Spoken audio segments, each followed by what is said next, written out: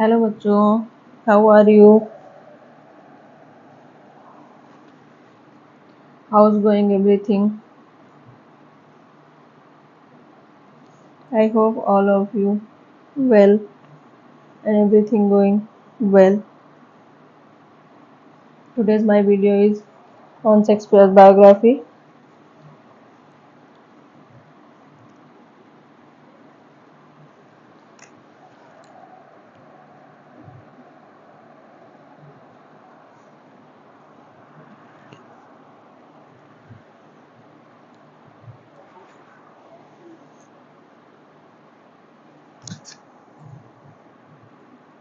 It is important for all type of exams which related to literature.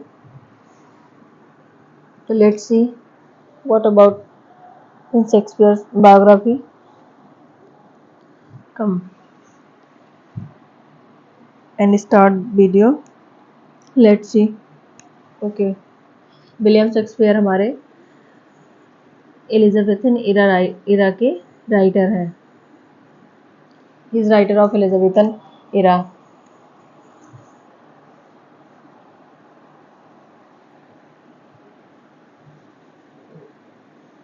ये इनका year है 1564 to 1616. 1564 to 1616. Birth है इनका 23 अप्रैल 1564.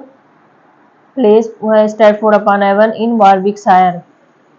इनका जन्म 23 अप्रैल 1564 को स्टैटफोर्ड अपॉन एवन इन वारविकशायर में हुआ था. बैप्टिजाइजेशन हुआ था इनका 26 अप्रैल 1564 को.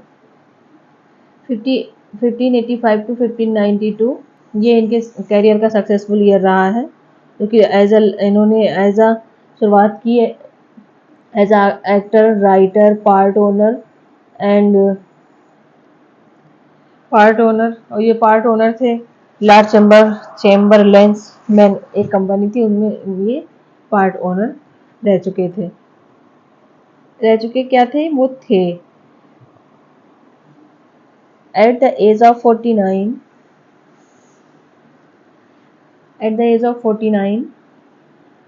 around 1613, he appears to have retired to Stratford, where he died 3 years later. 49 की उम्र में ये रिटायरमेंट ले लेते हैं स्टैटफोर्ड से, और उसके करीब 3 साल बाद इनकी मृत्यु हो गई थी. इनके फादर का नाम जॉन शेक्सपियर था. जो कि एक older man and successful globe maker थे. इनकी माता जी का नाम मैरी एडन था, जो कि daughter of affluent land owning farmer, जो कि एक रिच जमींदार की बेटी थी.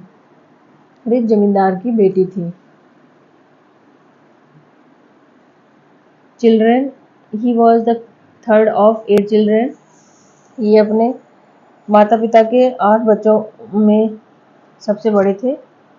एंड द एल्डर सर्वाइविंग सन, और बाकी 8 बच्चों में सबसे बड़े एल्डर सर्वाइविंग सन थे. इट मीन्स कि बाकी इनके भाई बहन जो भी रहे वो नहीं थे, फर्स्ट यही थे.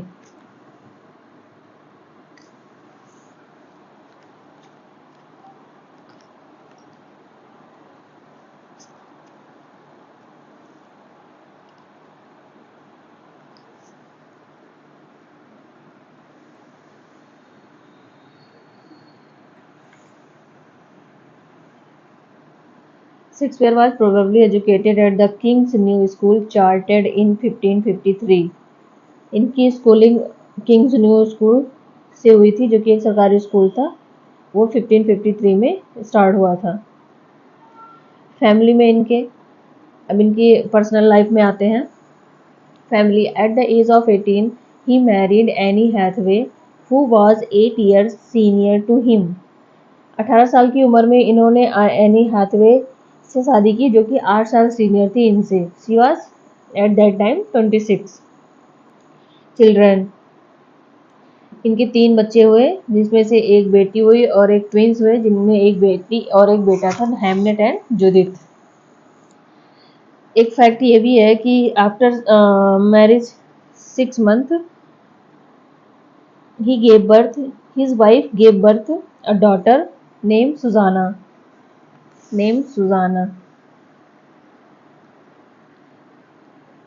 अब आते हैं इनके कुछ क्रिटिसिज्म पर, जो कि ग्रीन ने बोले, Robert green in his broads worth of bit, अपनी एक पत्रिका में उन्होंने शेक्सपियर के बारे में कहा है, there is an upstart crow, यहाँ पे एक नया कौवा आया है, beautified with our feathers, that with his tiger's heart wrapped in a player's hide. This is most important quotes about Shakespeare. There is an upstart crow beautified with our feathers, that with his tiger's hurt wrapped in a player's hide. The idealized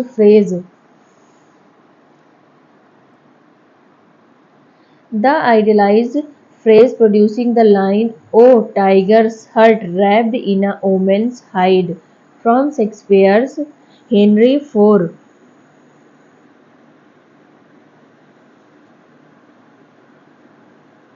No, it's not 4. Henry VI Part 3 with pun, sex scene. Sex scene ये pun है जो कि Robert Greene ने Shakespeare के लिए use किया है. Clearly identify Shakespeare as a green target, यह क्लियरली दिख रहा था कि शेक्सपियर ग्रीन के कोर्स में, उनके पत्रिका में टारगेट पे है. As used here Johannes factotum jacks of all trades, उस टाइम जोन्स फैक्टम उनको कहा जाता था, जो सेकेंड रेट के लेखक होते थे. Jack of all trades refers to a second rate thinker with the work of others, जो दूसरों की लेखनी काम वो करते थे,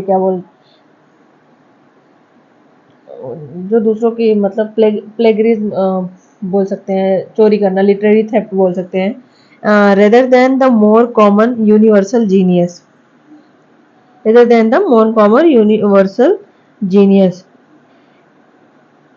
Jacks of all trades refers to a second-rate thinker with the work of others rather than the more common universal genius. मतलब ये उनको सीधा कहने का मतलब था रॉबर्ट ग्रीन का कि ये सेकेंड रेट राइटर है जो कि कॉपी करके लोगों की लेखन को कॉपी करते हैं, नॉट ये यूनिवर्सल जीनियस नहीं है, ये भी सेकेंड रेट ही पोएट या राइटर जो भी है, उनका कहने का मीन्स यही था उस टाइम पे. तो देख लेते हैं हम आगे.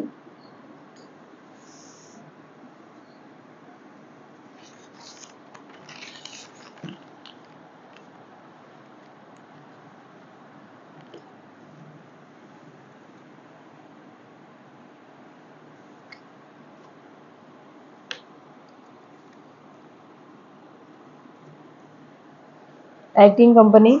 After 1594, Shakespeare's play were performed the Lord Chamberlain Men, a company owned by a group of players including Shakespeare.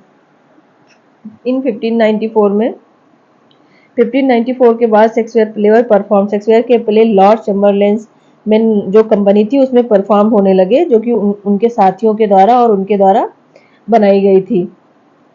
Shakespeare that soon become the leading playing company in London, Shakespeare जल्द ही उस company के lead actor बन गए थे. After the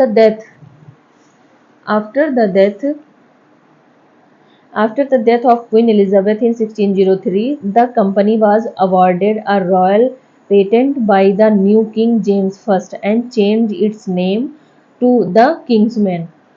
after death of Elizabeth के मरने के बाद कंपनी को अब रॉयल पेटेंट के द्वारा अवार्ड किया गया. Royal patent king James first के द्वारा अवार्ड किया गया था और उसका नाम बदल के द किंग्समैन रख दिया गया. चेम्बरलेन्स का नाम बदल के किंग्समैन रख दिया गया. चेम्बरलेन्स जो कंपनी शेक्सपियर की थी उसका नाम चेंज करके द किंग्समैन रख दिया गया. This is most important fact. In 1599 In 1599, a partnership of members of the company built their own theatre on the south bank of the river Thames. 1599 में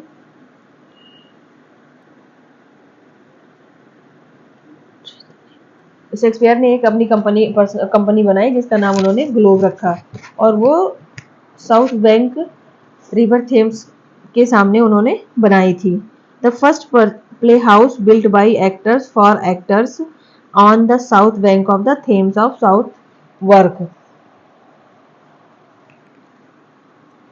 In 1599, a partnership of members of the company built their own theatre on the south bank of the river Thames, which they named the Globe, the first playhouse built by actors. The first playhouse मतलब पहला ये play house था जो कि एक actor के द्वारा एक्टरों के लिए बनाया गया था थेम्स ऑफ साउथ वर्क पे। थेम्स ऑफ साउथ वर्क पे नेक्स्ट हम देखते हैं।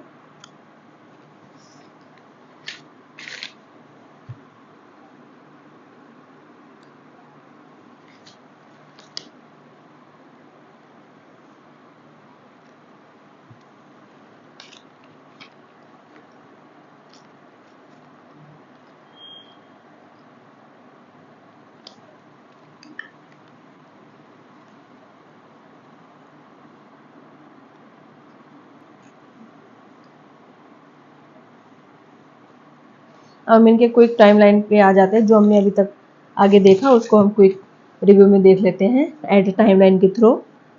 तो 1582 से आते हैं जब इनकी शादी हुई, इन्होंने शादी किया।